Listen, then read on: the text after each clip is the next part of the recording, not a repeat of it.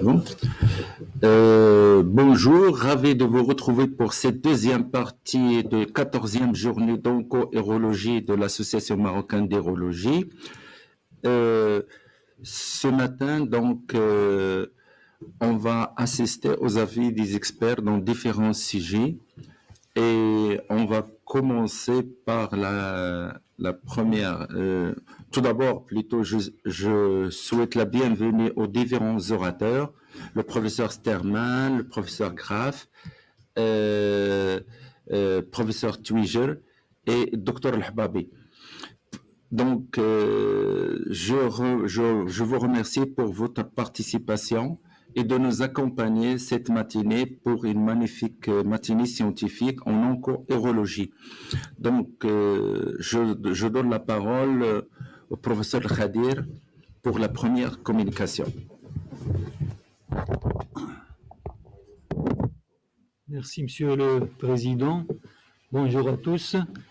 Et merci d'être là pour la 14e journée d'uro-oncologie, qui se veut un peu spéciale, puisqu'elle se déroule entièrement en ligne. Pandémie, Covid l'oblige. Alors, après la séance d'hier, qui était consacrée à la présentation des cas cliniques, donc place à présent à la première session de cette matinée, qui est dédiée à deux thématiques, donc sous forme d'état d'art.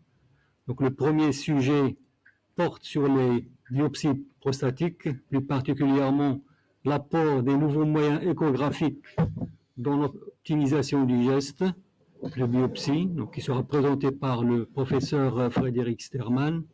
Et puis le deuxième thème sera consacré au cancer de la prostate à haut risque.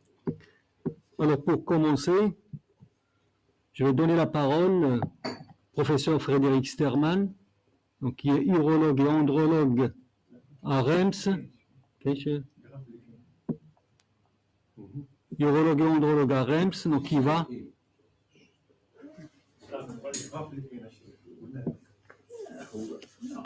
nous parler.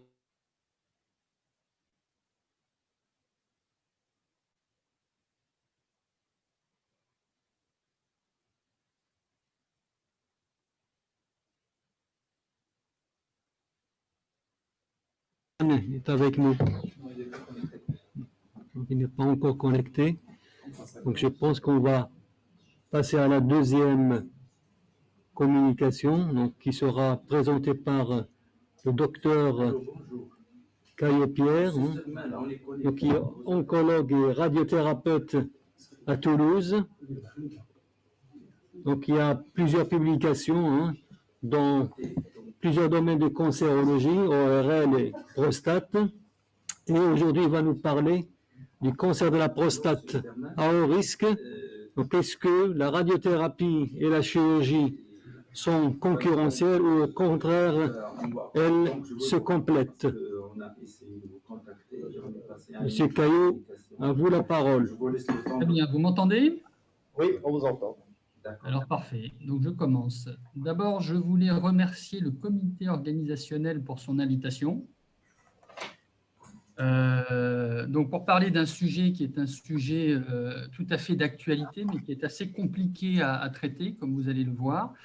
Vous verrez que j'ai mis là deux affiliations me concernant parce que je suis actuellement en transfert. Je passe de l'Institut Curie, de l'Institut universitaire de Toulouse à l'Institut Curie, dans lequel je commence mes fonctions de chefferie de département d'ici 3 semaines. Donc, j'ai mis les deux affiliations.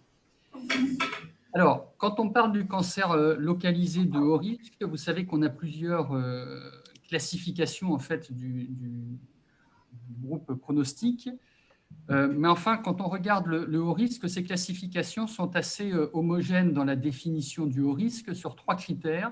Le PSA supérieur à 20, le score de Gleason supérieur ou égal à 8 ou un stade T clinique supérieur ou égal à T3, sachant que les classifications les plus pertinentes et les plus complètes définissent également ce qu'on appelle un groupe à très haut risque, quand on a plus d'un supérieur ou égal à 2 facteurs de risque, ou la présence de Gleason de score 9 ou 10, ou la présence d'un T4. Alors, est-ce que ces classifications sont vraiment, enfin, qu'est-ce qu'elles traduisent en fait? On parle d'un haut risque. Est-ce que c'est simplement un haut risque de récidive biologique ou un haut risque de mourir du cancer? Vous avez eu un article très récent dans le European qui a validé sur une population externe suédoise, sur des registres, que le fait d'appartenir au groupe pronostic définissait un risque accru de mourir du cancer. Et on voit qu'effectivement, appartenir au groupe de haut risque, ça veut dire qu'on a un risque 15 fois à 20 fois plus important de mourir du cancer que quand on est dans le risque faible. Et même quand on est dans le très haut risque, on voit que les chiffres s'envolent et on est à 50 à 60 fois plus de risque de mourir du cancer. On peut lire ces données-là de deux façons. Soit on se dit qu'il faut intensifier le traitement local parce que ce sera le traitement local qui va donner plus de chances aux patients de guérir, soit on se dit que la situation est quand même quasi perdue d'avance, le patient est déjà métastatique et finalement l'intensification ou les stratégies d'intensification ne peuvent que créer de la toxicité et peut-être pas rendre service aux patients. Mais en tout cas, on a quand même l'impression que se distinguent deux populations à l'intérieur du haut risque et il faudra qu'on en tienne compte dans nos prises de décision. Alors, si on veut comparer radiothérapie et chirurgie, il faut savoir de quoi on parle.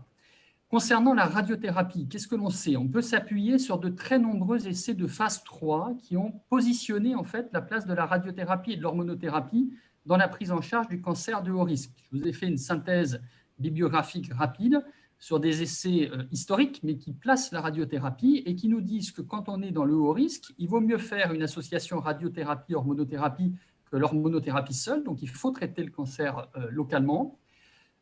Il vaut mieux faire une association radio-hormonothérapie qu'une radiothérapie seule. Le fait d'ajouter de l'hormonothérapie augmente l'efficacité de la radiothérapie. Et plus on avance dans le risque, plus il faut que cette hormonothérapie soit longue. Et on a comparé d'ailleurs l'hormonothérapie courte et longue pour les hauts risques. Et c'est vrai qu'il faut faire une hormonothérapie longue de l'ordre de 2 à 3 ans. Alors, donc ça se traduit sur cette échelle en fait, d'efficacité. Vous voyez qu'en haut de la pyramide, c'est l'association radiothérapie-hormonothérapie longue qui est efficace, sachant que ces essais ont été basés sur des niveaux de dose de 60 à 70 degrés qui sont probablement insuffisants. Alors, ces niveaux de dose, en fait, ont été augmentés avec des données bibliographiques nombreuses qui ont été publiées dans les années 2000 et qui sont synthétisées dans une méta-analyse, où les patients ont été randomisés entre le niveau de dose standard, 64-70 degrés, versus ce qu'on appelle l'escalade de dose à 74-80 degrés.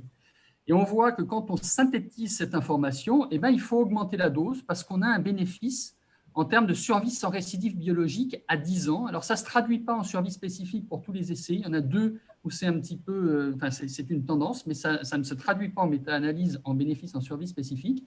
Mais là, il était quand même acquis dans la population des radiothérapeutes au niveau international que quand on irradie, il faut irradier à haute dose, au-delà de 74 jusqu'à 80 degrés.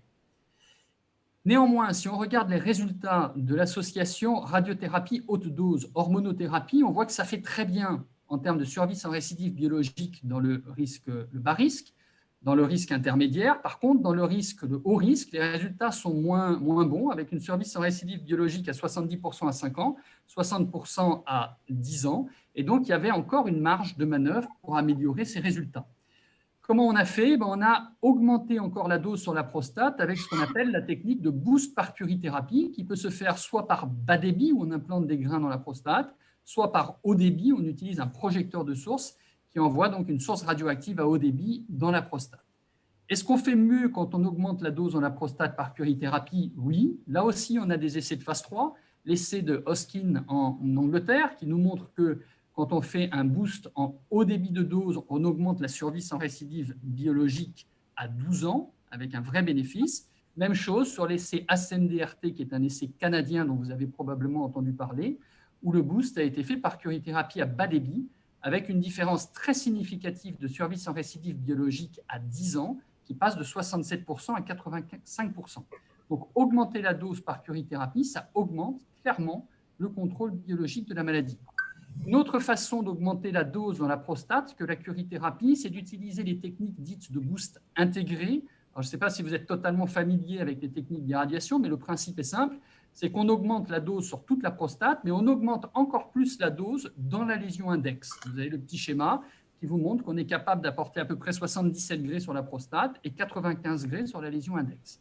Et ces résultats, donc, ce sont c'est l'essai Flemme, notamment, qui a été présenté il y a 15 jours à l'Estro et qui montre un bénéfice toujours à cette augmentation de dose, avec cette fois-ci une survie sans récidive biologique à 5 ans, et ce sont 84% de haut risque, hein, à 5 ans de l'ordre de 92%. Donc on ne parle pas du tout les mêmes chiffres que quand on faisait radio-hormonothérapie à 78 degrés standard. Il y a un vrai bénéfice. Alors, si on veut synthétiser les résultats de l'association radio-hormonothérapie, on va prendre Ascende et Flemme.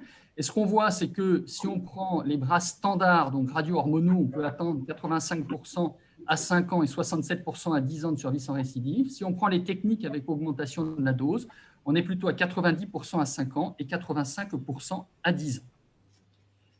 Il faut également parler, quand on parle de radiothérapie hormonaux, des techniques de rattrapage, parce qu'on va positionner en face de ça la chirurgie dans une approche multimodale avec une technique de rattrapage basée sur la radiothérapie.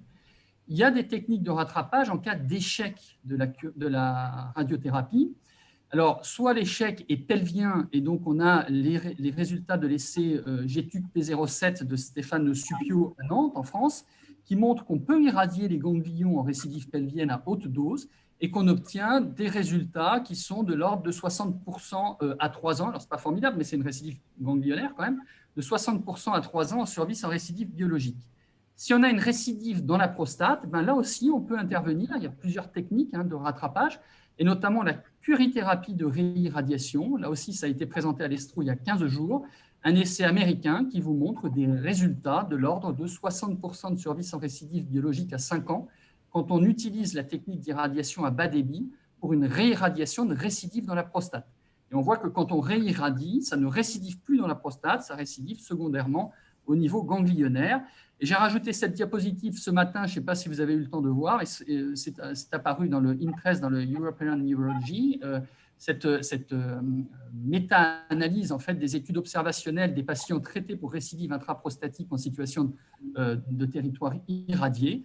Vous voyez que toutes les techniques donnent à peu près entre 50 et 60% de survie sans récidive à 5 ans, avec des toxicités urinaires qui ne sont pas négligeables, c'est du rattrapage, un petit peu moins importante quand on fait de la réirradiation que quand on réopère sur ces territoires, parce que c'est vrai que les chirurgies sont compliquées en territoire irradié. Alors, quid de la chirurgie maintenant? Alors, le problème, c'est qu'on a peu d'études de phase 3 concernant la chirurgie. J'ai vraiment essayé de les trouver. On a des essais de phase 3 qui positionnent la chirurgie par rapport au watchful waiting, c'est-à-dire l'abstention et le traitement quand ça progresse. Et là, clairement, on a démontré dans l'étude pivot qu'il vaut mieux opérer les patients qui sont porteurs d'un cancer de la prostate que de ne pas les opérer. Et il faut voir que dans cette étude, par exemple, vous n'aviez que 21% de haut risque et vous n'avez pas le détail sur le fait que la chirurgie était accompagnée d'un traitement adjuvant, d'irradiation adjuvante ou de rattrapage, et on ne sait pas s'il y a eu de l'hormonothérapie. Enfin, au moins, le message, c'est qu'il vaut mieux opérer que de faire du watchful waiting. Deuxième étude du même type que vous connaissez tous, c'est la SPCG4, qui confirme chez les patients jeunes la possibilité d'opérer plutôt que de s'abstenir, sachant que là, vous n'avez pratiquement pas de haut risque et 5% de patients avec du glisone supérieur ou égal à 8. Donc, sur cette section du patient à haut risque, on ne sait pas trop les résultats de cette randomisation. Par contre, cette étude est intéressante parce qu'elle nous dit que vous avez une valeur pronostique majeure de la présence de glisone 8 sur la pièce opératoire. C'est-à-dire que si on opère et qu'on a du glisone 8 sur la pièce opératoire, ça augmente de façon très importante le risque de voir apparaître secondairement des métastases ou de mourir du cancer. Donc finalement, opérer des patients avec des glisones élevés, ça nous inquiète un petit peu, pareil que pour l'irradiation, sur le risque de voir apparaître des métastases ou de mourir quand même du cancer. Alors, comme on n'a pas beaucoup d'études de phase 3 pour la chirurgie, on a quand même des très belles revues de la littérature sur l'expérience individuelle ou multi-institutionnelle de cette chirurgie spécifiquement sur le haut risque. Là, vous avez eu un article récent dans Nature Reviews qui nous permet de savoir que quand on opère du haut risque, on s'expose à un risque à peu près de 45% de marche positive, 30% d'atteinte des vésicules séminales et 15% d'atteinte ganglionnaire. Donc, marche positive, atteinte des vésicules, c'est bien sûr un facteur de risque de récidive biologique et de la nécessité de compléter par l'irradiation. Les adénopathies sur le curage, ça peut être encore une indication aujourd'hui de la radiothérapie adjuvante. Ensuite, quand on regarde les oncologic outcomes, donc les résultats en termes de critères carcinologiques, on voit que les taux de récidive biologique, quand on opère les hauts risques, sont élevés, avec à 5 ans un risque de à peu près 50% de récidive biologique. Par contre, les patients meurent peu du cancer.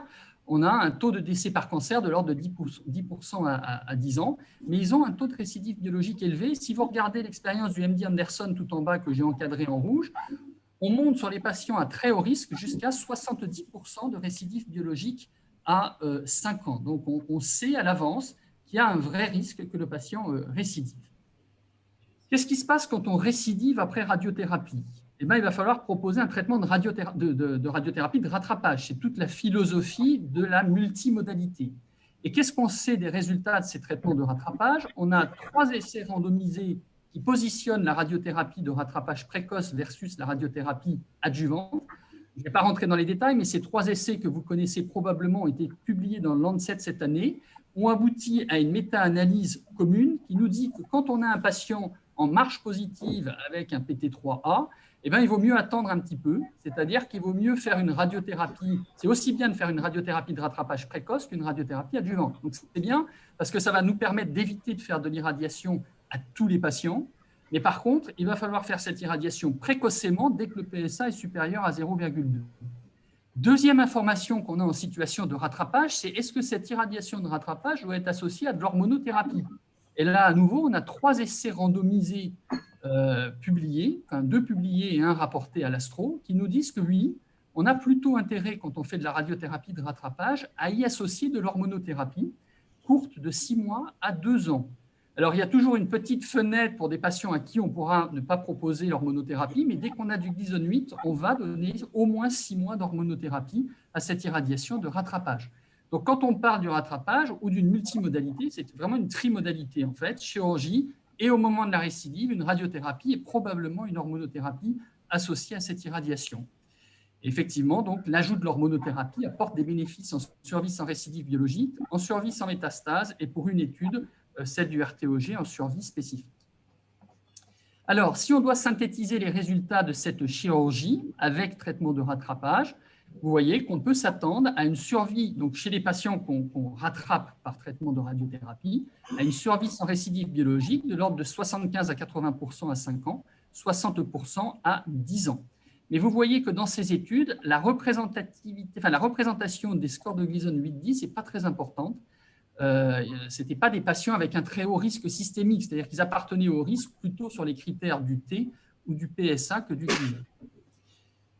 Alors, tout ça aboutit bien sûr à des guidelines que vous connaissez, notamment ceux de l'EAU, qui valident 2 options dans la prise en charge des hauts risques, la chirurgie, mais en soulignant qu'on risque d'être dans une approche multimodale, ou la radiothérapie hormonothérapie, en soulignant que si on peut le faire, il faut augmenter la dose dans la prostate par des techniques comme la curithérapie en technique de boost.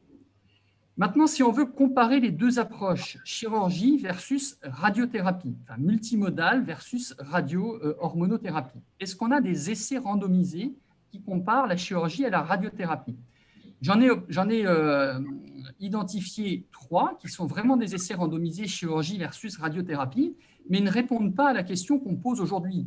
Vous avez l'étude PROTEC qui montre, enfin qui avait un nombre, qui n'avait pas de haut risque en fait, donc on ne répond pas à la question d'une technique par rapport à l'autre dans le haut risque. On ne répond que pour le bas risque et l'intermédiaire sur l'équivalence chirurgie radio-hormonothérapie. Vous avez l'essai de 2015, vous voyez que les inclusions ont été arrêtées au bout de 89 patients et on n'a pas d'informations sur le pourcentage de haut risque. Et vous avez un essai japonais qui est très mal fait avec 95 patients, une irradiation à 60 degrés, de l'hormonothérapie à vie chez les patients opérés et irradiés, ce qui ne correspond pas du tout à un standard de prise en charge.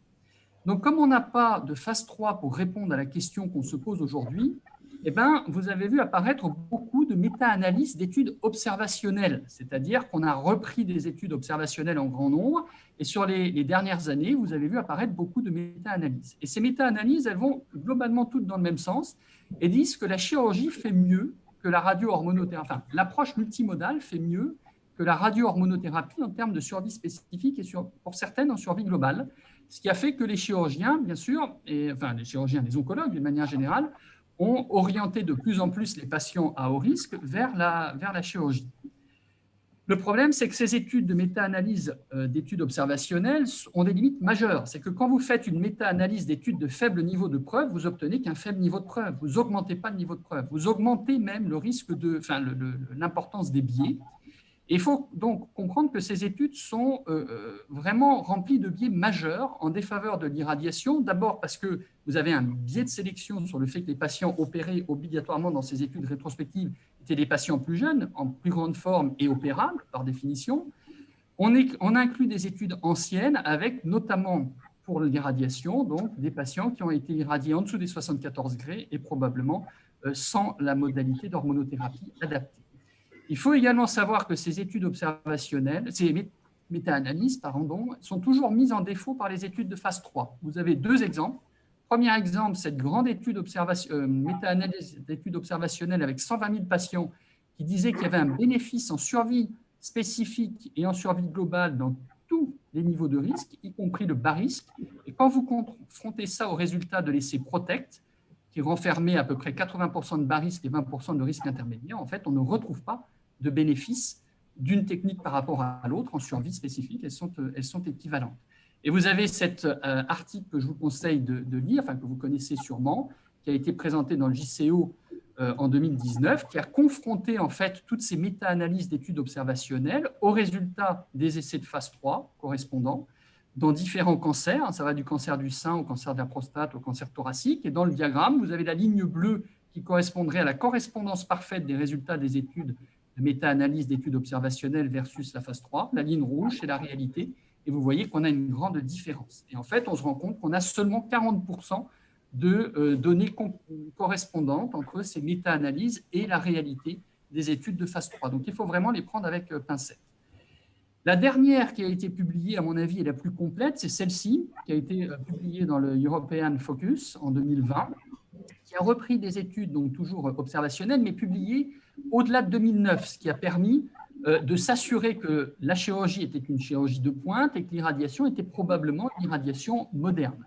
Ils se sont concentrés sur les patients de haut risque, donc ils ont pris les patients avec des groupes de cancer de la prostate de haut risque supérieur à 100 patients, et ils ont donc comparé chirurgie versus radio, plus ou moins curie, plus ou moins hormonothérapie.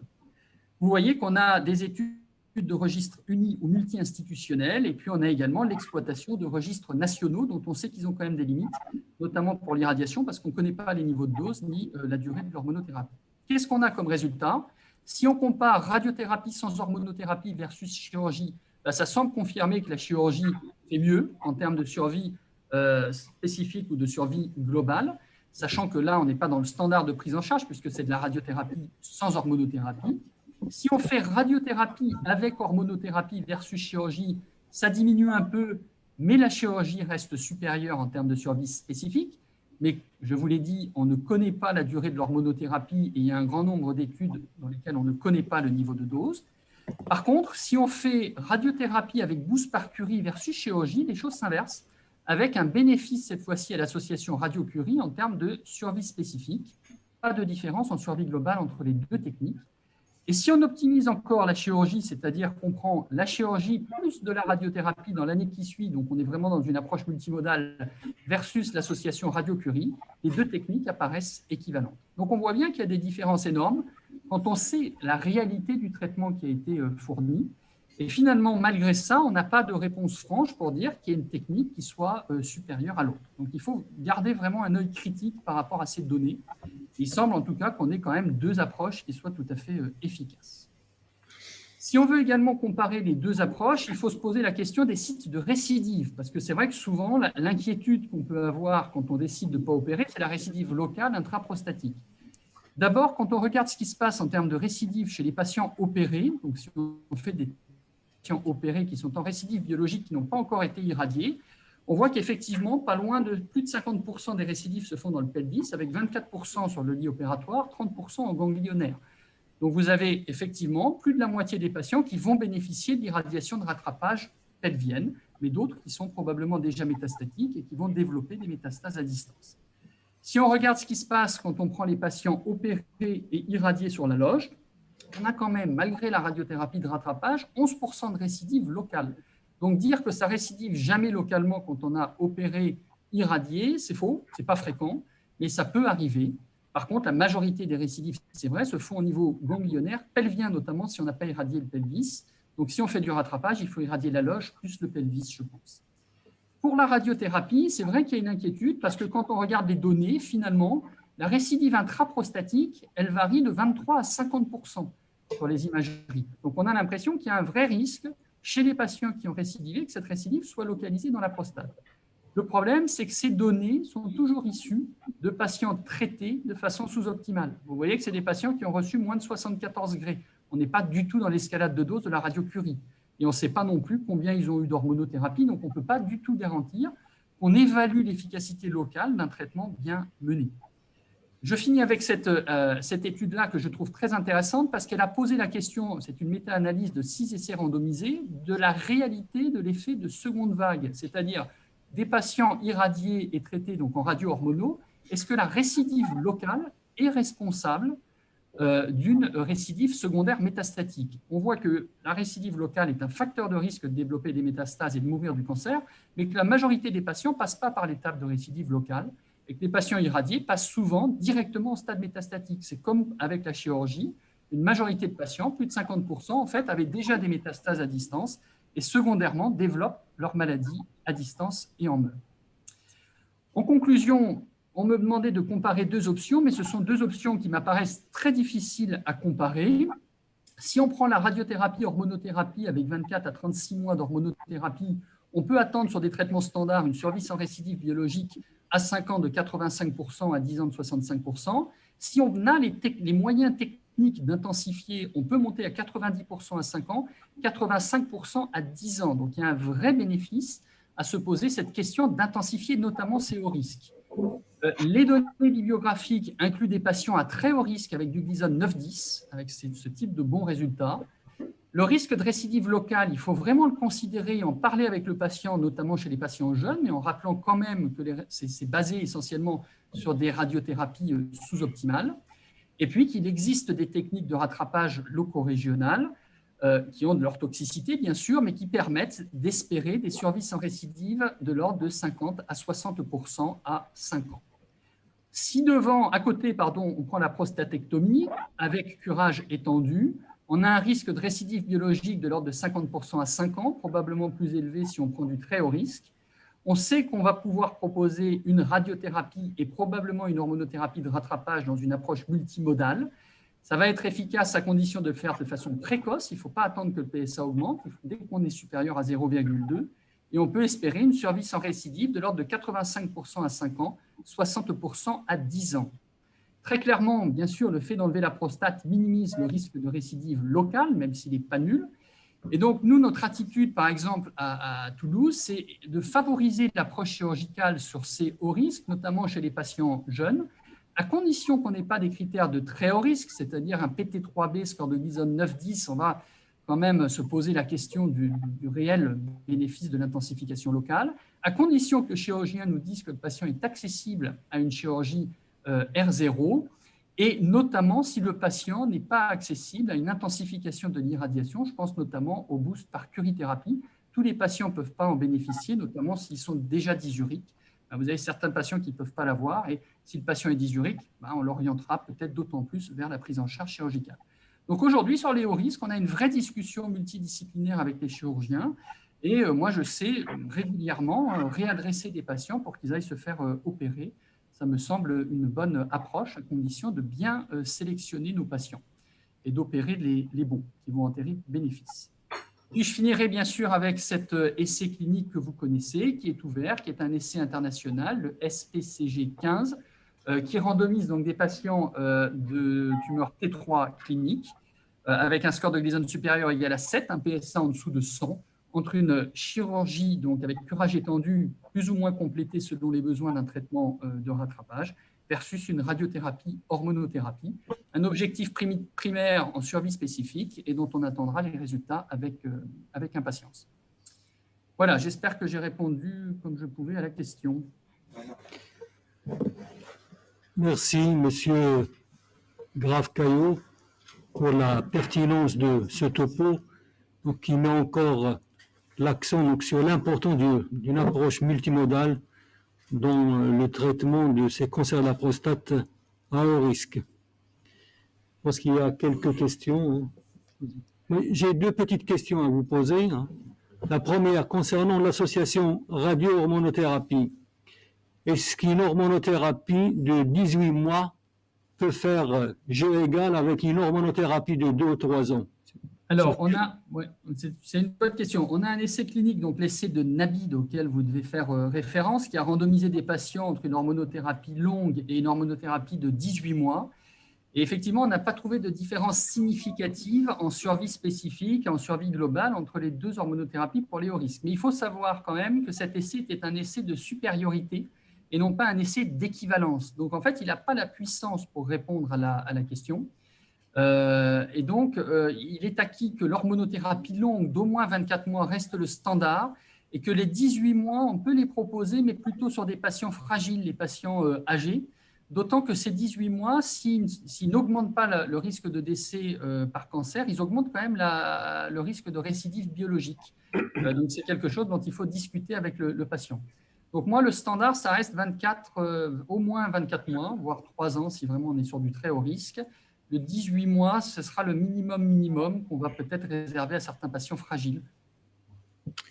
Est-ce qu'il y a une place à la chimio néoadjuvante avec l'association radio-hormonothérapie, surtout dans les formes très agressives, avec un glisone supérieur à 8? Je ne connais pas d'arguments bibliographiques aujourd'hui qui permettent de valider, de faire de la chimiothérapie néoadjuvante ou adjuvante chez ces patients-là. L'autre question, c'est peut-être quand même de la reclassification, si vous voulez, de ces hauts risques, notamment avec l'imagerie fonctionnelle, avec des patients qui de plus en plus bénéficient, dès la démarche diagnostique, de TEP-PSMA. Et je pense qu'il va y avoir pas mal de patients qui vont basculer du haut risque ou du très haut risque directement au stade métastatique. Et là, on introduira bien sûr les traitements systémiques avec le bénéfice des traitements systémiques qu'on connaît chez les patients métastatiques d'emblée. Merci. Simodoui. Bonjour, Monsieur Graff. Alors, en faisant référence à un article qui a été publié dans l'European Urology en 2019, conférence de consensus avec des experts, il y a plusieurs questions qui sont posées et votre topo ne fait que confirmer la différence de réponse entre ces différents experts. Mais on peut d'ores et déjà dire que dans le haut risque, il y a intérêt à faire une autre classification à l'intérieur de ce groupe.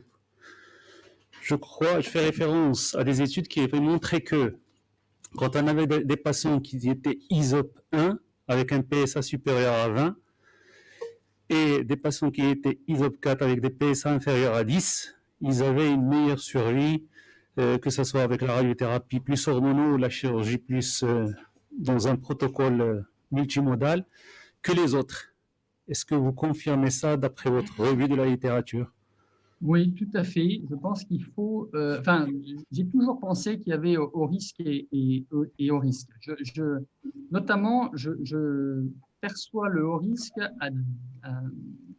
à deux niveaux. Il y a pour moi le haut risque de récidive loco-régionale, avec l'inquiétude que le traitement radio-hormonothérapie ne va pas contrôler sur le plan loco-régional de façon satisfaisante la maladie. Et là, c'est là où je vais facilement passer la main au chirurgien si le chirurgien me dit qu'il est capable d'opérer en résection R0.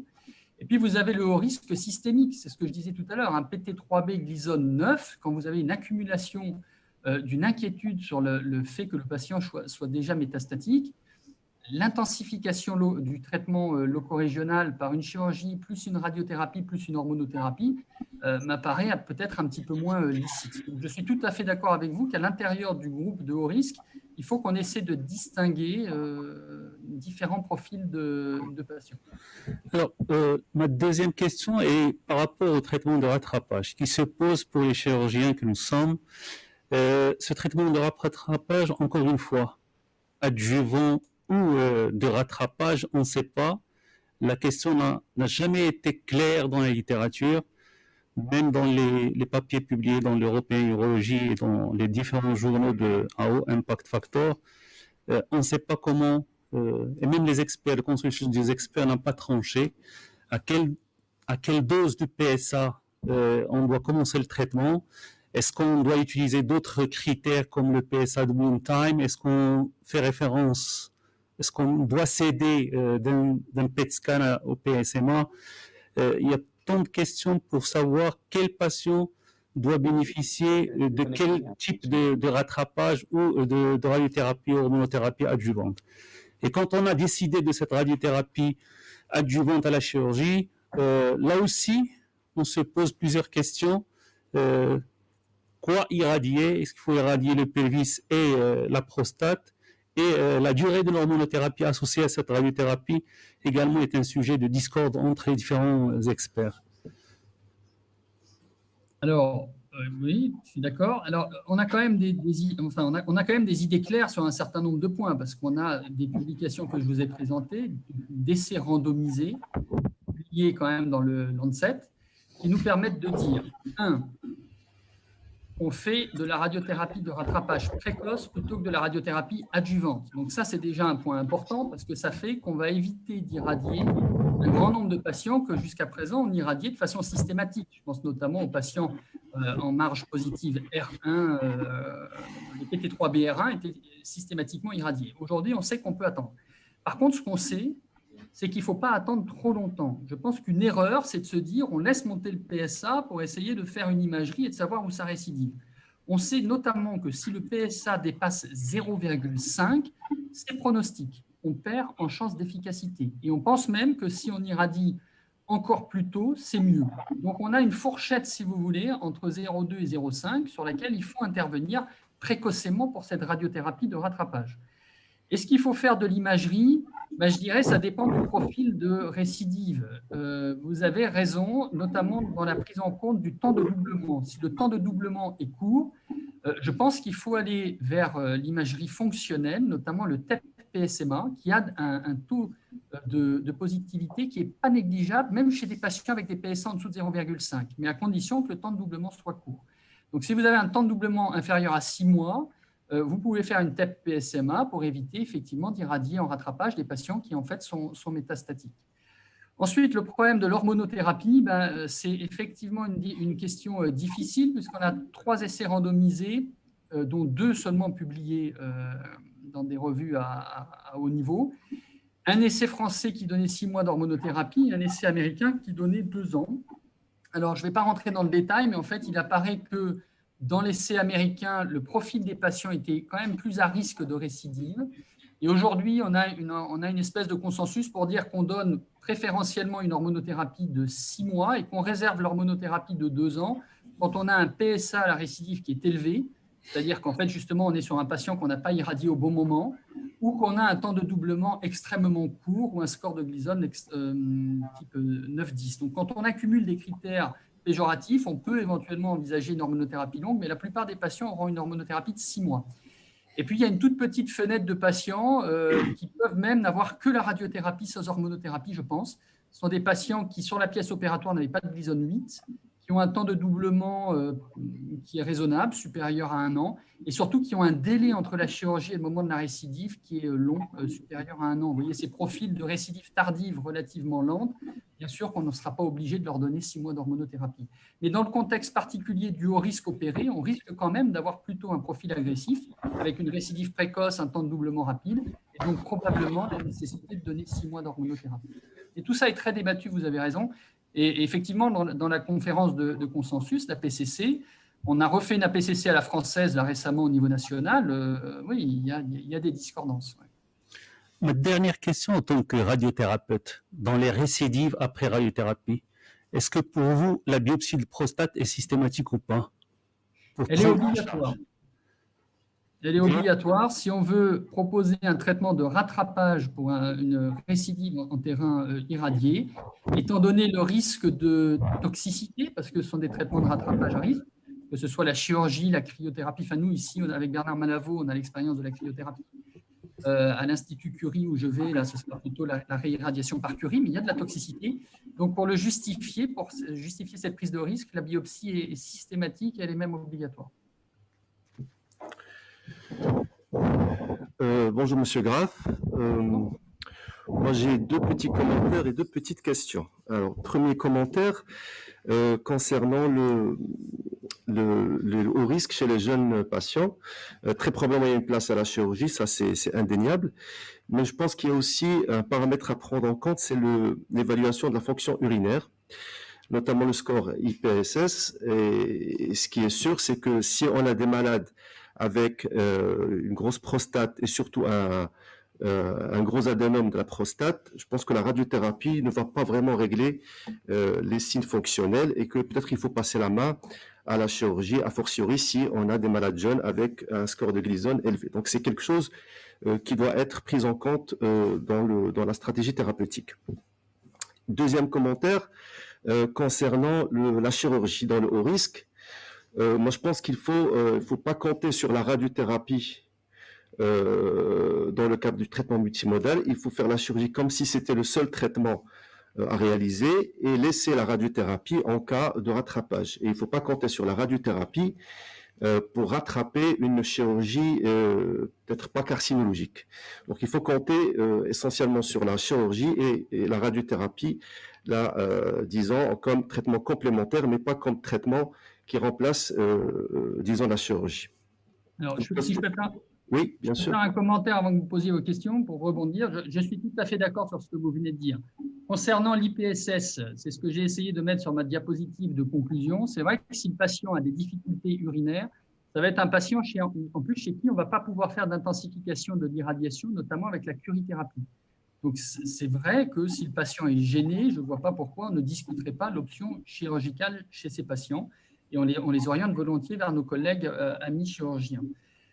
Concernant le fait que si on opère, il faut que ce soit d'emblée dans un objectif de chirurgie carcinologique, je vous rejoins à 100%. L'erreur, c'est de vouloir tout opérer en se disant on aura des marges positives, on s'en fout parce que derrière, il y a le traitement de rattrapage. Ce n'est pas la bonne façon de faire. Il faut que le chirurgien ait la volonté et la capacité, l'objectif d'être R0 parce qu'il faut garder ces techniques de rattrapage en rattrapage. Et vous avez quand même 50% de patients qui n'auront pas besoin de ce rattrapage. Et c'est vrai que sinon, que la chirurgie, c'est un bénéfice important. Et donc, il faut se mettre dans les situations optimales pour qu'il n'ait besoin que de la chirurgie. Tout à fait. Alors, deux petites questions. La première concerne le bilan d'extension. Alors, on sait qu'actuellement, dans les recommandations, il y a l'option de réaliser le PET scan dans le haut risque. Donc, PET scan PSMA, bon, malheureusement, l'accès est quand même assez compliqué. Donc, au moins un PET scan à la colline. Est-ce que vous, dans votre pratique, vous le faites, enfin, vous le prescrivez dans le haut risque? Et surtout, qu'est-ce que vous en faites? Qu'est-ce que vous faites des données du PET scan? Est-ce que vous modifiez votre stratégie préalablement établie ou bien vous adaptez votre traitement en fonction du données du PET scan? Première question. Alors, dans nos pratiques, enfin, en tout cas à Toulouse, c'est assez variable d'un service à l'autre. Dans notre pratique à Toulouse, on n'a pas encore introduit le PET scanner de façon systématique dans le bilan d'extension des hauts risques. Certains services l'ont déjà introduit. À Paris, même certains font systématiquement du TEP PSMA quand ils en disposent. Le problème, c'est vrai, c'est qu'est-ce qu'on en fait? Parce que vous risquez tout d'un coup de ne plus traiter des patients qui appartenaient quand même aux essais cliniques, qui ont validé l'indication de leur prise en charge loco-régionale. Donc, on risque de sous-doser. Mais en même temps, si vous avez une constellation de métastases que vous n'aviez pas vue sur le bilan standard, ça semble un petit peu difficile de ne pas en prendre compte. Qu'est-ce que je ferais si j'avais un patient avec une TEP colline qui me révèle une atteinte métastatique? Je pense que je regarderais le nombre de métastases. Et la localisation des métastases.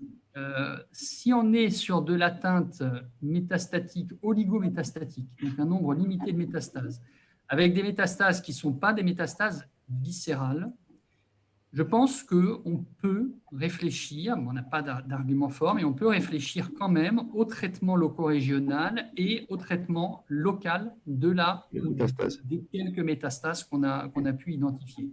Si vous identifiez clairement une maladie multimétastatique, et dans ce contexte-là, je dirais au-delà de 3 métastases, je ne suis pas sûr que j'imposerai une radio-hormonothérapie, sûrement pas une chirurgie, mais une radio-hormonothérapie de tout le pelvis. J'irai plus sur l'intensification du traitement systémique avec les hormonothérapies de nouvelle génération ou la chimiothérapie, parce que là, on a des preuves du bénéfice en survie globale de l'introduction de ces traitements systémiques. Et dernière question, on sait que le haut risque est très hétérogène comme groupe, comme tous les groupes d'ailleurs dans le cancer de la prostate. Et justement, est-ce que vous pensez qu'il y a une place à la biologie moléculaire qui manque cruellement dans la prise en charge du cancer de la prostate par rapport aux autres localisations? Est-ce que vous pensez que le test Décifer qui se fait aux États-Unis, est-ce que vous pensez qu'il y a une place dans cette situation pour intensifier le traitement s'il est à haut risque, ou bien vers une désescalade thérapeutique si le risque est faible? Qu'est-ce que vous en pensez?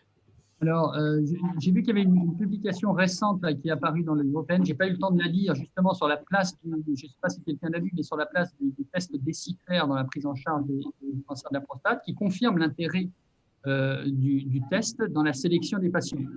Alors, la sélection, je pense que le test Décifer, il peut avoir une place assez rapide, notamment dans la sélection des hauts risques sur les patients chez qui ça vaut le coup d'intensifier localement le traitement et notamment de proposer la chirurgie pour détecter les patients qui sont à très haut risque de développer secondairement des métastases. Mais ce n'est pas dans notre pratique, si vous voulez, quotidienne aujourd'hui. Hein. Mais dans un avenir proche, je pense que le test Décifer va pouvoir être introduit dans notre processus de décision, également en situation post-opératoire sur les patients chez qui ça vaut le coup de proposer un traitement de rattrapage, radio-hormonothérapie. Je vous rappelle quand même que la radio-hormonothérapie, vous avez 60% de survie sans récidive au long cours. Ça veut dire que vous avez finalement opéré et irradié 40% de patients qui quand même vont développer des métastases à distance. Donc sélectionner cette petite partie de patients qui de toute façon vont développer des métastases, ça peut être un grand bénéfice pour ne pas intensifier de façon excessive le traitement local, alors qu'on n'en attend pas un vrai bénéfice. Donc, je ne peux pas faire une réponse très carrée sur la question que vous me posez, mais je suis intimement convaincu que le test Décifer va être introduit à moyenne échéance dans nos process de décision. Ouais. Merci, Monsieur Graf, pour votre présentation et pour vos réponses. Donc, sans trop tarder, on passe la parole au docteur Khadir, qui va introduire le deuxième orateur. Donc, place à présent à la deuxième communication, qui sera présentée par le professeur Frédéric Sterman. Je vous rappelle que le professeur Frédéric Sterman est urologue et andrologue à Reims. Donc, il a plusieurs publications dans des revues internationales et sans tarder, donc je lui donne la parole pour nous parler des biopsies prostatiques, les nouveaux moyens échographiques pour optimiser le geste de biopsie prostatique. On vous entend, Monsieur Sterman. Bonjour, merci pour votre invitation. J'espère que vous recevez bien les diapositives. Oui. Alors, oui. Plein écran. En plein écran? Oui, non, Oui. plein écran, ça c'est en Partagez l'écran. vision.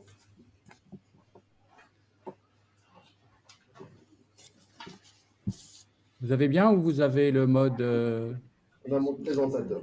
vous avez le mode présentateur? Alors, je vais changer. Partagez l'écran. Voilà. C'est bon. C'est bon. Non. Non. Pas encore.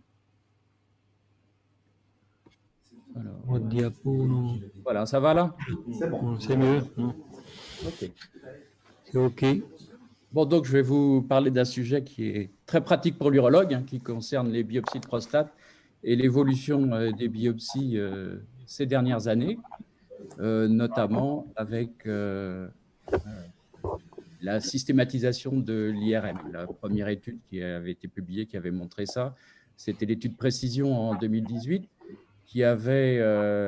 alors, c'est une étude un peu particulière parce que sur 500 patients, ils avaient randomisé 248 avec biopsie standard sans IRM et 252 avec IRM et biopsie uniquement s'il y avait des images. Donc, il y a déjà un biais au départ dans l'étude, mais cette étude a quand même montré que pour les patients pour lesquels on avait une imagerie suspecte, le fait de faire une biopsie ciblée dans la lésion permettait de trouver, de détecter un bon nombre de cancers, et que ce nombre était en relation avec le grade PIRATS.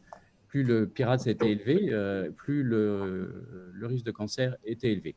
Donc ça, c'est la première étude. Il y a eu 2 autres études publiées l'année suivante, qui étaient des études randomisées multicentriques. Il y avait MRI First et puis 4M, qui ont comparé la biopsie dirigée sur une lésion IRM et les biopsies dirigées associées à des biopsies randomisées dans la prostate, comme on faisait jusqu'à présent. Et ces 2 études ont montré qu'il y avait un intérêt à la fois sur des patients qui n'ont jamais eu de biopsie préalablement, à associer les biopsies dirigées aux biopsies randomisées, avec 7 à 10% de cancer de prostate cliniquement significatifs détectés en supplément. Donc, ça a conduit à de nouvelles recommandations de la part de l'EAU cette année, et qui sont également les recommandations du NCCN, qui est de réaliser une IRM prostatique avant une biopsie de prostate. Alors, ils ne disent pas faire une IRM prostatique à tous les patients qui ont un PSA élevé, ils disent faire une IRM prostatique avant une biopsie de prostate. Donc, il faut déjà qu'il y ait une indication de biopsie de prostate. Deuxième recommandation, si l'IRM montre une lésion, à partir du PIRATS 3, de combiner les biopsies dirigées aux biopsies randomisées, comme on le faisait jusqu'à présent. En revanche, pour les rebiopsies de patients initialement négatifs, l'intérêt de cette combinaison est beaucoup plus discutable. Et puis la troisième recommandation, pour ceux qui ont une IRM négative, si le risque, si la suspicion clinique est faible, la recommandation, c'est de ne pas faire de biopsie. Alors là, je suis un peu plus en retrait sur cette indication, on le verra tout à l'heure, parce que 10 à 20% des patients ont une IRM négative et avec un cancer de prostate. Donc, il faut être prudent, et ce ne sont pas que des cancers de prostate non significatifs. Alors, ceci étant dit, que doit faire l'urologue maintenant, puisqu'on doit changer nos habitudes? Alors, fusionner l'image IRM avec l'échographie, ça modifie déjà nos appareils échographiques et ça modifie nos habitudes de pratique. La fusion peut être une fusion cognitive, une fusion associée à un logiciel, ou alors directement une biopsie réalisée à l'occasion de l'IRM, mais là qui est un système très compliqué qui est peu réalisé. Donc pour l'urologue, il reste 2 solutions, soit faire une fusion cognitive, soit faire une fusion associée à un logiciel. Aujourd'hui, il y a plusieurs appareils sur le marché qui permettent de faire ça. Vous avez un appareil français qui est assez diffusé actuellement, qui est le Coelis. Vous avez le Philips, l'Uronav, et puis l'Artemis, chacun avec ses avantages et ses inconvénients. Alors, tout ceci est résumé dans une publication récente avec toute la technologie qui est associée. Je vous renvoie à cet article si cela vous intéresse. Moi, la question s'est posée en 2017. Pour être clair, j'étais à l'EAU et j'ai fait le tour des stands avec leurs appareils de fusion. Déjà, le premier problème, c'est qu'il n'y avait pas dans la littérature de résultats de chacune de ces techniques. Donc, quel système choisir, quel appareil échographique choisir, c'était bien difficile. Vous avez là le résultat qui est la seule étude avec un nombre suffisant de patients, qui est une étude rétrospective multicentrique avec le Coelis, qui montre l'intérêt, mais le taux de détection reste assez modéré et amélioré avec les biopsies randomisées. Donc, ça montre bien que ce système n'est pas non plus parfait. Alors, pourquoi finalement, je n'ai pas opté pour un système avec fusion d'images? C'est que, vu l'investissement financier et le peu de résultats, j'étais un peu dubitatif. Alors, je me suis arrêté sur le stand de la microéchographie, je ne savais pas ce que c'était, pour être très clair. Et quand j'ai vu cet appareil, l'imagerie qu'on pouvait obtenir avec cet appareil, et puis l'essai que j'ai fait par la suite, j'ai opté pour cette technique. Alors, La biopsie avec fusion d'images, tous les inconvénients sont listés ici.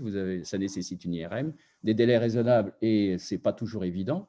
Et en période de Covid, des délais raisonnables pour avoir une IRM de prostate, c'est très compliqué puisque les radiologues sont monopolisés sur les scanners thoraciques. Il faut une qualité de l'examen et de l'interprétation, ou alors il faut vous-même interpréter l'IRM si vous voulez quelque chose de fiable, mais ça nécessite aussi une formation, un entraînement et surtout beaucoup de temps pour sa réalisation. Par ailleurs, l'IRM, je vous l'ai dit, ne détecte pas tous les foyers tumoraux de cancer de prostate. Ça va de 5 à 25% dans la littérature de cancers non détectés par l'IRM. Et puis, deux écueils de cette fusion d'images, c'est que les plans, si vous avez une image sur l'IRM, c'est que les plans de fusion ne sont pas équivalents. Je vais vous montrer là. Voilà, entre l'IRM et l'échographie. Ce qui fait que vous pouvez très bien manquer un petit foyer tumoral. Et, je vous le montrerai tout à l'heure sur des images de microéchographie.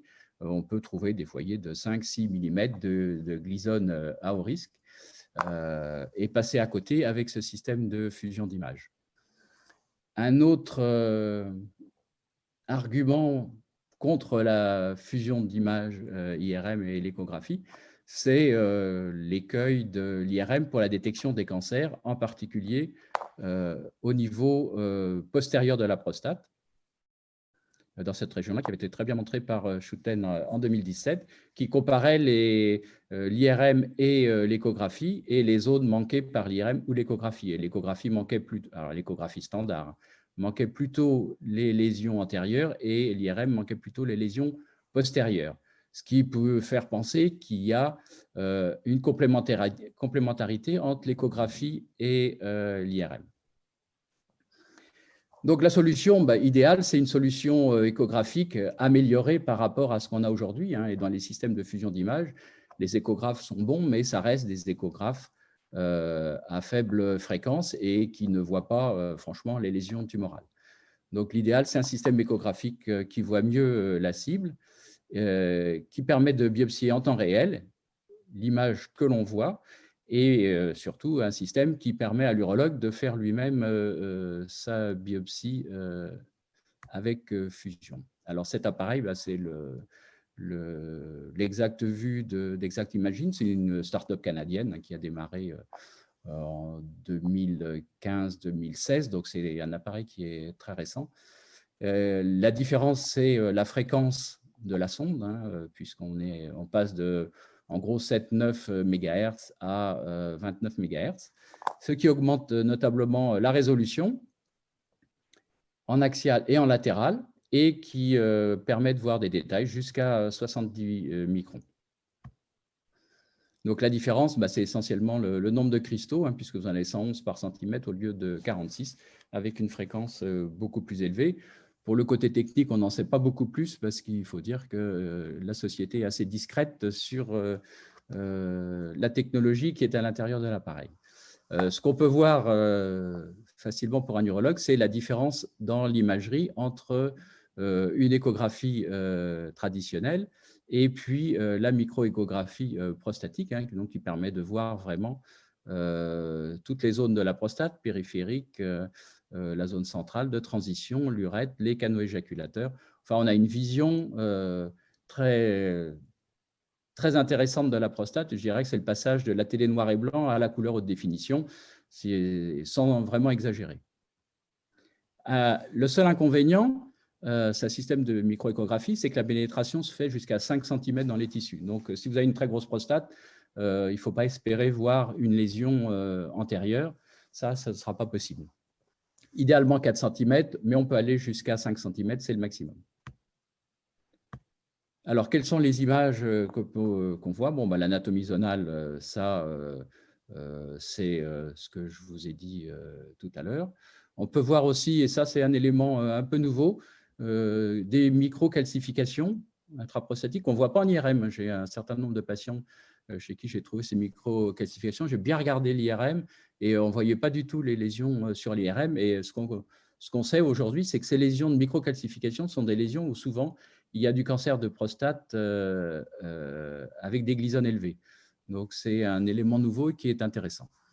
Ça permet aussi de voir les lésions au niveau de la capsule. Alors, on n'est pas encore au niveau de l'IRM pour la détection extra-prostatique, mais on peut déjà voir, vous le voyez sur cette image, hein, un amincissement ou un halo hypoéchogène au niveau de la capsule qui permet de penser à une atteinte de la capsule, voire à un dépassement de celle-ci. On peut voir également, et ça c'est intéressant dans le cadre de la surveillance active, c'est les traces des anciennes biopsies. Là, vous avez quelques exemples de biopsies réalisées 2 ans avant. On voit le trajet dans le tissu des anciens trajets de biopsie, et ça permet éventuellement de rediriger une biopsie dans le cadre de la surveillance active, exactement là où on l'avait faite initialement. Donc, des éléments un peu nouveaux sur l'échographie de prostate par rapport à ce qu'on connaissait jusqu'à présent. Alors, pour interpréter tout ça, parce qu'on voit beaucoup d'images nouvelles, et il faut faire le tri entre ce qui est pathologique et ce qui est pathologique malin ou pathologique bénin, et ils ont donc mis en place un système d'échelle comme le PIRADS, hein, c'est calqué sur le PIRADS pour l'IRM, qui s'appelle Primus, qui permet de classer toutes les images qu'on voit. Ça va de 1 à 5, et avec les éléments 3, 4, 5 qui sont importants, surtout 4 et 5, où on retrouve donc pour le 4 et 5 les microcalcifications dont je vous ai parlé, un aspect un peu en chou-fleur qui est assez typique de lésions tumorales, ou alors des nodules hypoéchogènes irréguliers. Tout ça, ce sont des éléments qui orientent les biopsies. Alors, il y a un petit apprentissage, évidemment, mais qui est assez court, hein. En gros, il faut 15 à 20 échographies avec biopsie pour être quasiment au plateau de sa formation. Donc, c'est un apprentissage rapide pour un neurologue qui a déjà l'expérience de l'échographie prostatique et des biopsies. Voici quelques autres lésions. Alors là, vous avez 3 lésions Primus 5 hétérogènes. Donc, alors, il faut bien ouvrir l'œil, hein, mais on les voit quand même assez bien. Ici, vous avez la capsule. Et donc, on peut biopsier directement ces lésions. Alors, la prostate, bon là, on est en temps réel, hein, la prostate bouge, et puis vous pouvez vraiment, et vous voyez l'aiguille passer dans le foyer. C'est-à-dire que si la NAPAT vous répond c'est négatif, vous savez que la lésion que vous avez vue est négative. Ce n'est pas que vous êtes passé à côté, qui est toujours le risque des autres systèmes de fusion d'images avec la différence des plans. Alors, le score Primus a été validé, ça a été présenté à l'ESUI en 2018 sur 142 patients qui montraient la corrélation entre les images Primus 4-5 et le cancer de prostate significatif. D'autres images, bon, on vous montre surtout des Primus 5 parce que c'est quand même les images qui sont les plus parlantes. Vous avez ici un Primus 5 qui était un Gleason 4+5, 4+3 plutôt, et ici un autre Primus 5 qui était un Gleason 4+5. Alors pour la petite histoire, dans la société, quand ils ont testé l'appareil initialement, il y a le directeur commercial qui était volontaire pour faire une échographie puisqu'il fallait prendre des volontaires sains, et sur ce directeur commercial, ils ont trouvé un nodule qu'ils ont biopsié qui était du Gleason 4+5. Donc, par hasard, on lui a trouvé un petit cancer de prostate. Ça a fait l'objet d'un des premiers cas cliniques publiés sur cet appareil. Alors, il y a eu entre 2018 et 2020 un certain nombre de publications. Alors, ce sont essentiellement des communications dans les congrès, mais les papiers commencent à sortir. On a chacun rapporté notre expérience. Moi, c'est ma première expérience, c'était à l'ESUI 2018. Donc, j'ai eu l'appareil en décembre 2017.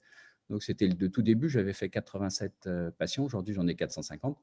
Donc, l'expérience se poursuit. 87 patients, dont 52 avaient eu une IRM. Et la sensibilité de cet examen était un peu plus importante pour la microéchographie que pour l'IRM, mais c'était le début de l'expérience. En revanche, la spécificité demande quand même encore à être travaillée, et ça, c'est avec l'expérience que ça vient.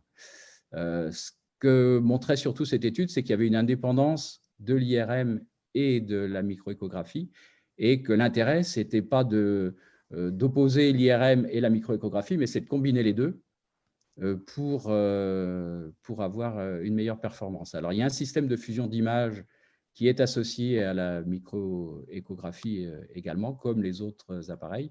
Mais finalement, après, je l'ai utilisé pendant 2-3 mois, mais on voit tellement de choses sur la microéchographie que la fusion d'images IRM, on s'en passe.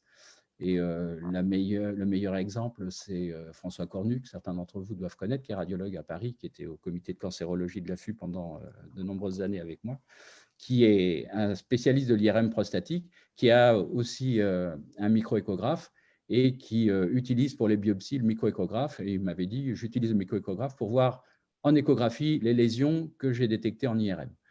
Donc, ça montre bien que la combinaison des deux est quand même l'idéal. Alors, il y a un autre centre qui a beaucoup publié, c'était Lughesani à Rosano, à côté de Milan, qui a débuté à peu près en même temps que moi, qui retrouve à peu près les mêmes résultats. Et puis donc, on a fait par la suite une première étude qui regroupait 5 centres en début d'expérience, hein, avec donc Reims, Rosano et puis la Cleveland Clinic et l'Université de Virginie, qui a été présentée à la UA en 2019 et qui montrait exactement la même chose sur 280 patients. Et l'expérience continue aujourd'hui, hein, puisque Laurence Klotz, que vous connaissez tous, s'est mis à la microéchographie et publie, c'est en cours de publication dans le Journal canadien d'urologie, sur 1000 patients cette fois-ci, avec l'ensemble des centres. Les résultats que vous avez ici, avec une sensibilité qui est de 94%, une spécificité de 22% qui ne change pas trop, et une valeur prédictive négative de 85%. Donc des résultats qui sont bons et qui sont comparables à peu près dans tous les centres. Alors la localisation du cancer, c'est un peu comme l'étude de Schouten, hein, ça montrait que l'IRM voyait plutôt les lésions antérieures et puis la microéchographie plutôt les lésions postérieures, et que la combinaison des deux ne manquait quasiment aucun foyer tumoral. Donc, il faut bien garder en tête qu'il faut faire des IRM avant une microéchographie. Il ne faut pas forcément faire une fusion d'images, mais que l'IRM permet d'orienter un peu la recherche microéchographique. Est-ce qu'on peut voir plus avec la microéchographie? Oui, dans certains cas, quand la tumeur est proche de la capsule, on peut avoir des images plus spécifiques des extensions extracapsulaires avec un halo hypoéchogène et un épaississement de la région capsulaire qui est intéressante. Alors, on ne le fait pas systématiquement, mais quand vous voyez un foyer très suspect sur la capsule, il faut toujours regarder la capsule pour vérifier qu'il n'y ait pas d'extension. Donc, ça se rapproche un peu du bilan d'extension de l'IRM, mais pour l'instant, c'est quand même moins performant. Et en tous les cas, on ne voit pas les adénopathies pelviennes qu'on peut voir en IRM. Donc, mon propos n'est pas de dire l'un est mieux que l'autre, c'est de dire que les deux sont complémentaires. Alors, un sujet intéressant pour les patients qui ont des IRM, c'est le PIRATS 3. PIRATS 3, c'est toujours la grande question. Est-ce qu'on fait des biopsies ou pas? Il y a quand même que 12% de cancers cliniquement significatifs dans les études pour les biopsies avec fusion d'images sur le PIRATS 3. Mais le PIRATS 3, ça représente un quart des résultats des IRM. Donc, c'est toujours le problème. Est-ce que la microéchographie peut améliorer? Oui, si vous avez un PIRATS 3 et que votre image échographique est normale, vous réduisez de 50% le risque d'avoir une biopsie positive. En revanche, si l'imagerie est pathologique, vous augmentez également le risque d'avoir une lésion positive. Donc aujourd'hui, moi, dans ma pratique, un patient qui a un PIRATS 3, je lui fais une microéchographie. Si elle est normale, je ne fais pas de biopsie. Si elle est pathologique, je fais la biopsie. Donc ça permet d'éliminer un certain nombre de biopsies inutiles aux patients et ça rend plus performant cet examen. Alors, une dernière étude, alors là, c'est pas une c'est la comparaison de centres qui ont des pratiques différentes. Donc, il faut avoir un peu de recul sur ce travail, mais ce n'est pas inintéressant, hein. On a comparé donc, ceux qui faisaient de la microéchographie avec IRM et un centre qui utilisait le Coelis avec fusion d'images et IRM pour le résultat du score de Gleason sur la pièce de prostatectomie. Et cette étude montre que le Gleason, finalement, est plus fiable, Gleason biopsique est plus fiable quand il est obtenu par la microéchographie, ce qui montre qu'en fait, on biopsie plus souvent la lésion index que par un système de fusion d'images type Coelis. Alors, un sujet qui est nouveau, là, pour l'instant, on n'a qu'une communication avec Rosano et puis Monsanto sur la surveillance active des cancers de prostate initialement à faible risque. Et les deux centres participent à l'étude PRIAS depuis de nombreuses années. Donc, on a regardé un peu sur ces patients-là si la microéchographie pouvait avoir un intérêt pour voir une progression des foyers tumoraux, soit du grade, soit du score. Et le résultat, c'est que si on n'avait pas utilisé la microéchographie, 26 cancers n'auraient pas été détectés en progression. Donc, apparemment, la microéchographie a également un intérêt dans la surveillance active des cancers de prostate pour diriger les biopsies. Alors, juste deux petits cas cliniques, deux patients qui avaient une IRM normale. Premier patient, 71 ans, un PSA 8,56, IRM normale, une microéchographie qui retrouve ici une zone hétérogène hypoéchogène qui est classée Primus 5, qui a été biopsiée. C'était du Gleason 4+3. Ce patient-là a une prostatectomie radicale et c'était un PT2, R0, N0, également Gleason 4+3. Donc, ce patient-là, il n'aurait eu que l'IRM.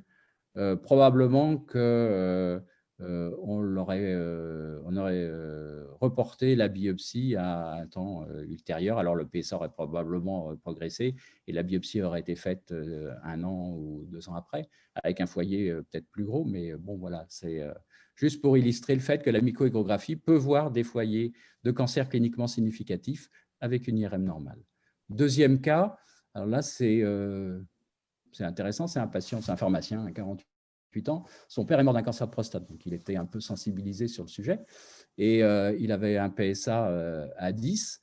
Il fait une IRM qui est normale. Il me dit, bon, on ne va pas faire de biopsie, l'IRM est normale. Je lui fais quand même une microéchographie par sécurité. Et là, j'ai vu un foyer biopsié qui était du Gleason 4+3. Donc, alors lui, c'est pareil, il a une prostatectomie totale avec un cancer qui demeure intracapsulaire et également 4+3. Donc, deux illustrations de l'intérêt de la microéchographie chez des patients qui ont des IRM normales. Alors, y a-t-il d'autres moyens que la microéchographie pour améliorer les choses? Il y a plusieurs études qui sont en cours déjà depuis pas mal d'années. Il y a Manaers en particulier qui travaille sur le sujet, qui est d'associer, de prendre les dernières évolutions technologiques de l'échographie, qui sont l'élastographie, vous avez ici, ou alors l'utilisation de produits de contraste, donc de microbules pour l'échographie, pour essayer de sensibiliser ces images échographiques. Pour l'instant, ça montre à peu près les mêmes résultats qu'un système de fusion d'images type Coelis, et c'est beaucoup plus compliqué à utiliser, ce n'est pas encore dans la pratique. Mais peut-être qu'à terme, la microéchographie profitera de ces avancées, notamment avec le produit de contraste, pour améliorer les performances. Donc, vous voyez, ça, c'était l'étude de cette année de Manaers qui montre des résultats intéressants, mais qui sont encore à améliorer. Donc, en conclusion de ces nouvelles méthodologies de réalisation des biopsies prostatiques, la microéchographie, qui est pour moi aujourd'hui le meilleur moyen échographique pour trouver des lésions tumorales intraprostatiques cliniquement significatives, parce que le but, c'est de trouver du Gleason 7 ou plus et de ne pas multiplier les scores de Gleason 6 avec des patients qui pourraient éventuellement être surtraités ou alors surveillés avec toute l'angoisse que cela peut générer. Donc, le but, c'est vraiment de trouver des cancers cliniquement significatifs et la microéchographie le permet. C'est complémentaire à l'IRM. Ça permet la réalisation des biopsies en temps réel. Et là, vous voyez vraiment le nodule, vous voyez l'aiguille pénétrer dans le nodule, vous savez ce que vous faites et vous êtes sûr d'être dedans et que le résultat anatomopathologique est fiable. C'est très rapide à réaliser, contrairement à la fusion d'images qui demande quand même déjà le temps de charger l'IRM, de faire la fusion qui est beaucoup plus longue. Là, c'est une échographie comme vous faisiez jusqu'à présent, avec la biopsie qui est faite dans la foulée. Ça dure 15 minutes, c'est sous local en externe. La courbe d'apprentissage est brève, une quinzaine de cas. Et en pratique clinique, c'est un système qui me paraît tout à fait adapté à la pratique urologique d'aujourd'hui, qui va évoluer. Je sais qu'ils sont en train de développer un système d'intelligence artificielle avec toutes les données qui remontent des centres utilisateurs pour essayer d'être plus performant sur l'imagerie dans les années à venir.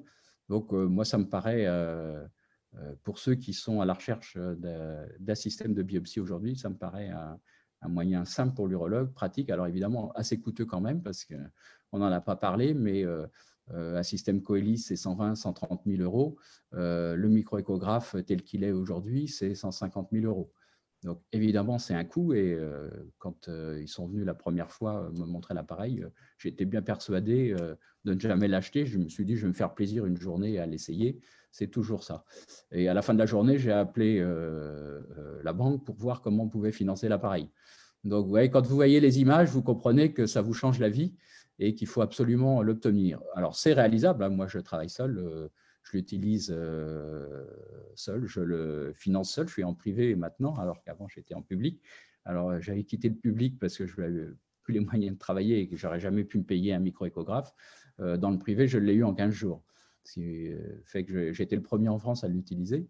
Mais ça m'a complètement changé la vie. Et je dois dire que je ne reviendrai jamais en arrière et que j'attends les évolutions futures de cet appareil. Je pense que c'est vraiment l'avenir d'avoir une échographie en direct et de pouvoir en direct biopsier dans un temps assez rapide et surtout avec une performance qui est au moins aussi bonne que les systèmes de fusion d'images et je pense rapidement meilleure que les systèmes classiques. Je vous remercie. Merci, professeur Sterman. Excellente mise au point.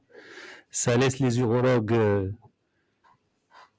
dans le cadre de la biopsie de prostate et ça évite que cette biopsie ne soit accaparée par les radiologues. Est-ce qu'il y a des questions dans l'assistance qui sont dans le chat? J'encourage l'assistance à envoyer des questions sur le chat parce qu'on n'en a pas. En attendant, j'allais poser des questions, mais vous avez répondu à ces questions dans vos derniers diapos sur la courbe d'apprentissage. On sait que même les échographes habituels sont un petit peu compliqués pour les urologues pour les mettre au point, pour les utiliser. Je crois que cette échographe, cette micro-échographie va encore ajouter des paramètres à régler avant de l'utiliser. Et l'entretien, est-ce qu'il y a un entretien spécial? Est-ce que Alors, moi, j'utilise toutes les semaines. Je l'ai depuis 3 ans maintenant. Il n'y a aucun entretien. J'ai eu une panne le premier jour, qui était une panne. Bon, c'était un appareil, c'était tout nouveau, hein, qui a été réglé. Je n'ai jamais eu de problème depuis. Il est très simple d'emploi. Hein, c'est un bouton on/off. Vous mettez la sonde, vous avez l'image. Vous pouvez enregistrer, il y a un système d'enregistrement de vos échographies qui permet de les revisualiser après. Ça, c'est intéressant en début d'expérience pour progresser plus rapidement. Vous pouvez revoir les biopsies que vous avez faites et les comparer à le film de la biopsie et le comparer aux résultats anatomopathologiques. Alors, est-ce qu'il y a une évolution dans la classification Primus que vous avez citée? Parce qu'il y a une version 2 qui est apparue en 2019 ou début 2020, je crois. Oui, alors pour l'instant, non, il n'y a pas grand-chose. Elle a été un peu simplifiée parce qu'il y avait, pour le 4 et le 5, il y avait des choses qui se recoupaient. Mais en gros, ça reste toujours la même chose, c'est-à-dire les microcalcifications. Toutes les lésions hypoéchogènes hétérogènes ou irrégulières sont à biopsier. Voilà. Est-ce que vous l'utilisez systématiquement après avoir fait une IRM pour la prostate ou peu importe? Alors, moi, je l'utilise pas systématiquement, je l'utilise quand j'ai une suspicion clinique. Donc, si une IRM me monte un PIRADS 3, ça, c'est systématiquement utilisé. Quand c'est 4-5, je l'utilise pour la biopsie. De toute façon, un PIRADS 4-5, je le biopsie. Parce qu'on sait que certains malades ne peuvent pas bénéficier de l'IRM, notamment ceux qui ont des prothèses. Oui, alors… rénale, etc. Donc, oui, c'est une bonne question.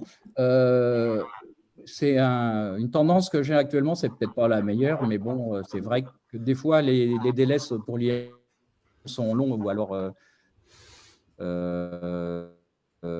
y a des contre-indications et j'utilise directement l'échographie sans faire d'IRM.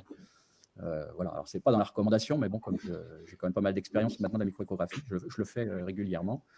Alors, évidemment, après, s'il y a un score, s'il y a un haut risque, je n'ai pas les données sur les adénopathies éventuelles pelviennes, mais je dois dire que c'est une petite tendance à faire quand même des échographies sans IRM.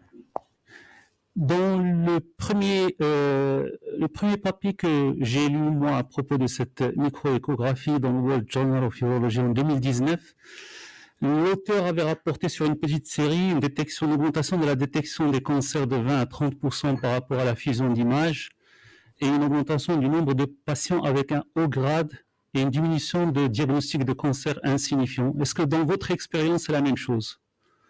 Alors, j'ai quand même des cancers non significatifs, hein, j'en ai un certain nombre, c'est pour ça que j'utilise dans la surveillance active la microéchographie. Mais c'est vrai que c'est assez fiable, et il y avait un papier que je vous ai montré tout à l'heure, c'est assez fiable avec le résultat anatomopathologique de la pièce de prostatectomie. Donc, je pense qu'on est plus souvent sur les foyers index avec la microéchographie qu'avec un système de fusion d'images classique. Donc, c'est un peu ce que disait cet article. Et je crois que c'est aussi l'intérêt de la microéchographie, c'est que vous biopsiez vraiment ce qui doit être biopsié. Concernant cette microéchographie haute résolution, vous la faites entièrement par voie transrectale. Est-ce qu'il y a une place à la voie transpérinéale? Oui, alors on peut le faire par voie transpérinéale. Moi, je ne fais que du transrectal, mais 99% de mes biopsies sont faites sous anesthésie locale en externe. Donc, voilà, c'est un peu pour ça que j'utilise la voie transrectale. Mais sur une prostate qui n'est pas trop grosse, on peut tout à fait aller dans la zone antérieure. C'est assez facile. À peu près dans le même sens,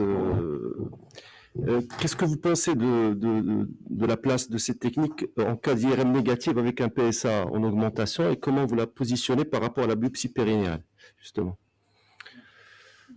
Alors, bon, je vous dis, moi, les biopsies périnéales, j'en fais pas, donc ça règle déjà une partie de la question. Quand l'IRM est négative, je suis les patients avec la microéchographie. D'accord. Voilà. Si le PSA monte, je leur fais une biopsie, je leur fais la microéchographie, et à la moindre lésion, je la biopsie. Et même si je ne vois pas de lésion, si le PSA continue à monter, je fais quand même une biopsie au moins une fois pour savoir ce qui se passe.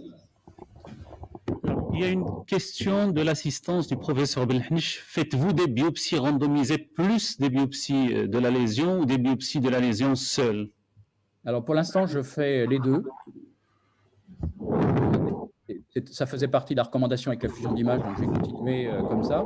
La question qui se pose, notamment pour la surveillance active, chez des patients qui ont une IRM qui montre une lésion, c'est dans la surveillance ne faire des biopsies que sur la lésion IRM, puisqu'on sait que c'était le foyer tumoral initial, que c'est celui qu'on surveille, ne rebiopsier que ce foyer-là. Je commence à le faire pour réduire le nombre de biopsies, mais je ne peux pas vous donner de résultats pour le moment sur ce point. Je peux vous poser une question? Oui, oui. Monsieur Graff, oui, vous avez un système d'archivage, notamment si vous l'utilisez pour la surveillance active, comme on utilise l'IRM, où on compare un petit peu l'évolutivité de l'imagerie. Vous avez donc un système d'archivage qui vous permet de relire aussi de façon collégiale, parce que l'intérêt de l'IRM, c'est qu'on va pouvoir relire en RCP l'IRM avec un expert radiologue et partager l'imagerie entre nous. Cet archivage, il est d'accessibilité facile en réunion pluridisciplinaire et vous pouvez comparer les images d'une série biopsique avant. Alors, pour le moment, moi, mes 450 patients sont enregistrés. Donc, j'ai la séquence filmée de l'échographie, de la première image jusqu'à la dernière biopsie. Donc, on peut toutes les revisualiser. Elles sont sur un disque dur et on peut les voir sur n'importe quel ordinateur. Ça, c'est de la pratique quotidienne. Alors, en fait, bon, moi, j'ai travaillé longtemps dans le public. Effectivement, on voyait les images. Dans le privé, les RCP, ça va un peu plus vite et on regarde beaucoup moins les images. Il faut être assez honnête et le dire. Mais on peut le faire. Hein. Sur un ordinateur, moi, j'ai toutes mes échographies réalisées. Est-ce qu'il y a d'autres écueils à la microéchographie en dehors du volume de la prostate? Les inconvénients de la microécho? Alors, bon, je vous ai dit que au-delà de 5 cm, on voyait beaucoup moins bien. Donc, c'est sûr que les grosses prostates, on verra beaucoup. On voit toujours très bien la partie périphérique postérieure, on voit beaucoup moins bien l'antérieure. Mais il est quand même assez rare d'avoir une tumeur dans la partie antérieure sur une très grosse prostate. Souvent, les grosses prostates, c'est un gros adénome qui est devant. Et puis, les tumeurs, on les voit plutôt à l'apex ou en périphérie. Donc, ce n'est pas un vrai souci, mais c'est une limitation, il faut être honnête, c'est une limitation de la microéchographie.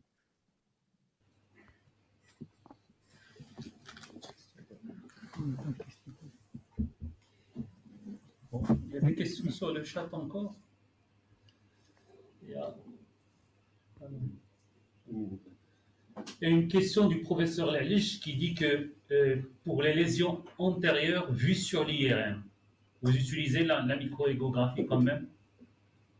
Alors, j'utilise quand même, si la prostate n'est pas trop grosse, on les voit bien, hein, on les voit bien ces lésions-là. Donc, on peut les biopsier sans difficulté particulière. Là, il n'y a pas de problème.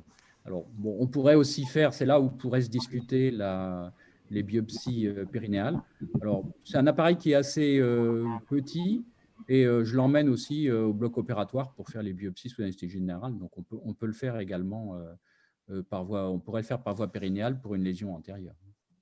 Question, vu l'investissement que vous avez fait sur cet appareil, vous pouvez l'utiliser pour autre chose que la prostate? Il existe une sonde abdominale qui est une sonde, mais classique, d'échographie. La seule sonde de microéchographie, c'est celle qui est endorectale. Donc, en gros, moi, elle ne me sert que pour faire des biopsies de prostate. Pour les lésions rénales intraparenchymateuses, pour éventuellement faire un traitement local, non? Alors, déjà, sur la pénétration, il y a déjà la paroi à pénétrer. D'accord. Je ne suis pas sûr qu'on arrive aux 4 cm.